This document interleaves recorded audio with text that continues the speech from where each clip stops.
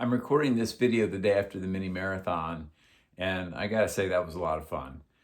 We talk a lot about being in race situations and even training situations where, for whatever reason, it's the weather or how you're feeling or your motivation level. We talk a lot about making the most of what you have for that day.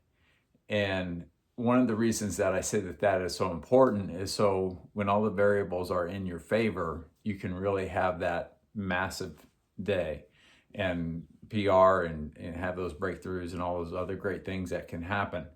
And yesterday was one of those examples of the weather was probably the best it's been in 50 years of the mini, and many of you took advantage and just killed it. So keep grinding through those rough days. So when we get those good days, you can have mini marathon 26s like many of you had. So let's talk about the week of May 4th. It's still a bit of a scramble because we have people on different paths.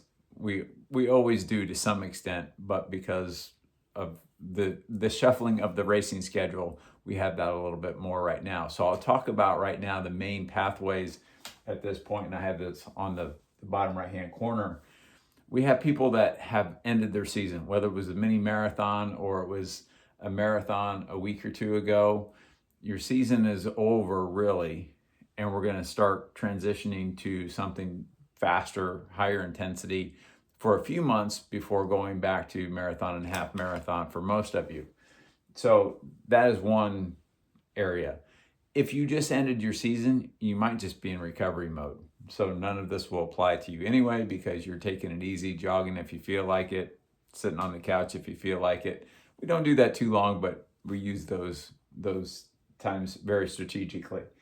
Some of you are in mini recovery. You still have another race or two to go, but you ran the mini this past weekend, yesterday, and you're more in recovery mode. So the first part of the week might not really apply to you. And then we have those of you getting ready for Carmel Half Marathon or Carmel Marathon or other marathons. We have a few of those coming the week before Carmel. So there's a bit of a mix in there. Some of those people are also recovering from the mini marathon. So again, it's a big, lots of X's and O's and arrows and different things, but hopefully by going through the week, it will make sense of what you have going on. Certainly personal coaching clients, you should have what is right for you in Training Peaks. And if you have any questions about that, based on how you're feeling or what happened at the mini, whatever that may be, let me know. So we start with a high quality workout this week of mixed purpose, speed and steady state run. And we do this because obviously we want speed because we want to go faster, especially as we are starting to think about some summer racing for some of you, and we will for all of you before too long, but we want to get comfortable running faster. And that's certainly some neuromuscular conditioning, but also when you get into some races like 5K, the speed in the first at least 2 miles, maybe 2.5 miles, before you really start trying to close it down and kick at the end, it's not all that fast in terms of how fast can you run for 100, 200, or 400 meters, but it's fast enough that it feels uncomfortable to sustain. We take that on a different scale. We take that to marathon and half marathon to where we want that to feel like jogging. And if you have the right amount of speed work for your physiology, your fast twitch fiber percentage, then you can feel more comfortable at whatever pace it is because you have that. And as a reminder, one of the reasons that we do aerobic speed, and certainly this kind of speed, is because of strength training. When you are elongating your stride and you're running faster, that is as specific as strength training gets for a runner. So a number of reasons why we're doing the speed. The steady state is so we can maintain it. Everything that we do, if you can't maintain it for whatever your chosen race distance is, then it doesn't really matter. So that's why that 75 to 85% is always in the mix. Maybe not for those very strategic days you're sitting on the couch, but other than that, it is in the mix for what we're doing all the time. So this one, we start with speed. A lot of workouts we'll do steady state first and then come back and do some speed. This one, we're starting with speed. That makes the warm up more critical. So warm up like you're getting ready to race, because even though you're not getting ready to race, you are in training mode, and maybe you have some fatigue in your legs that you wouldn't have in race day. So it's just as important. So maybe that's 4 times 100-meter striders. Maybe that's 2 times minute on, minute off, 4 times 20, 40s. Whatever that is, do enough fast running. Make sure that you get your respiratory rate up so you're breathing hard, at least for a little bit. This isn't really part of the workout, so it shouldn't feel like you're taking away from the workout, but you need to be warmed up. Most of you could warm up more than you do. Not necessarily in distance, because a lot of you are doing pretty good distance in your warm-up, but the intensity of it could be a little bit better. So make sure that you're getting enough there.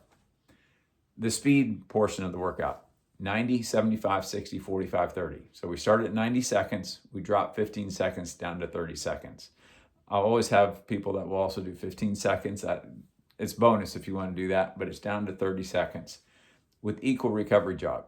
So that 90 seconds for a lot of you is basically 400 meters. Some will cover certainly more than that, some maybe not quite 400 meters, but you can kind of think of that as 400 meters, and then we're cutting it down by 30 seconds each time. Those should be fast. If you're not quite sure what you can maintain, think in terms of thirds. So for that 90 seconds, the first 30 seconds, I want it to be fast but controlled. The next 30 seconds, do I need to adjust? Was I out too hard? Or was I too conservative? Do I need to pick it up? And then let's maintain that through the last 30 seconds.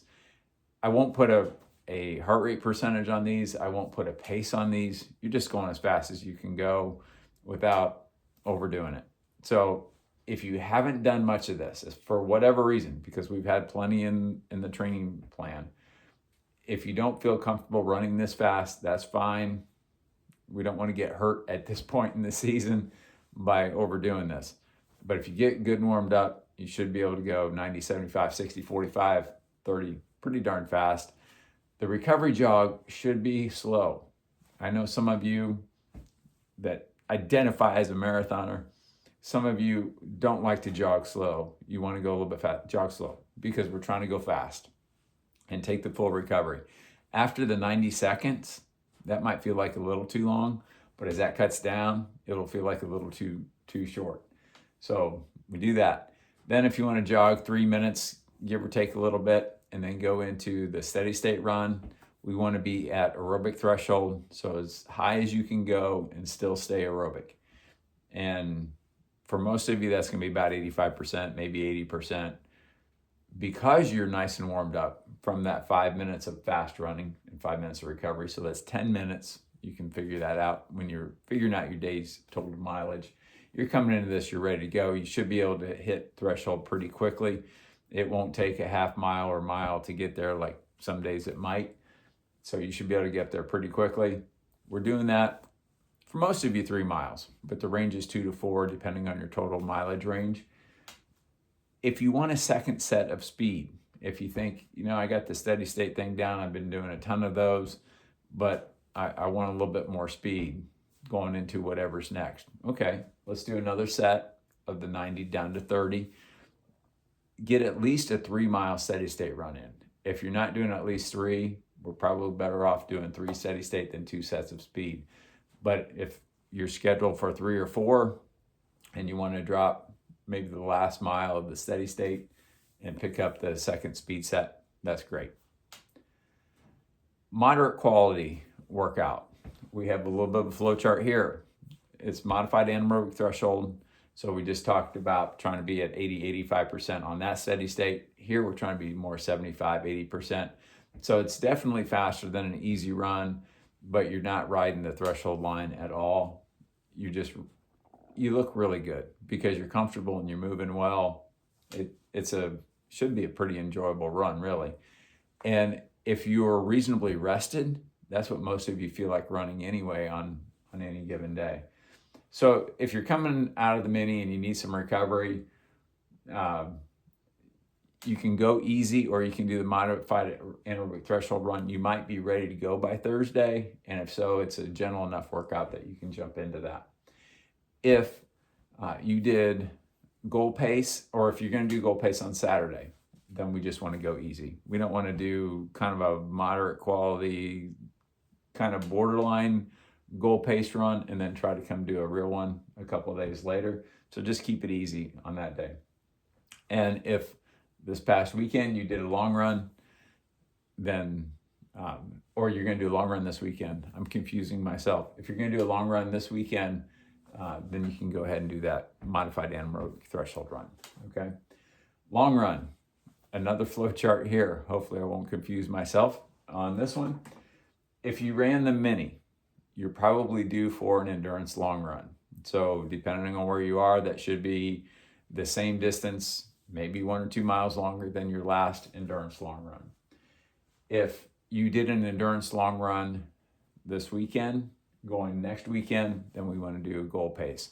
And for goal pace, we want to do no more than 5. In most cases, probably about 4 miles at half marathon goal pace. After that, it starts to feel a little bit more like racing than we want it to. And for marathon, because we're a little bit closer, 6 to 8. Now, some of you, maybe we want to do 10, but let's talk about that if you're not sure. So 6 to 8 marathon, 3 to 4, maxing out at 5 for half marathon goal pace. And if you did the modified anaerobic threshold run, which would be longer than the one that we're doing here last weekend, then we're coming in and we're doing the endurance long run as well. Okay.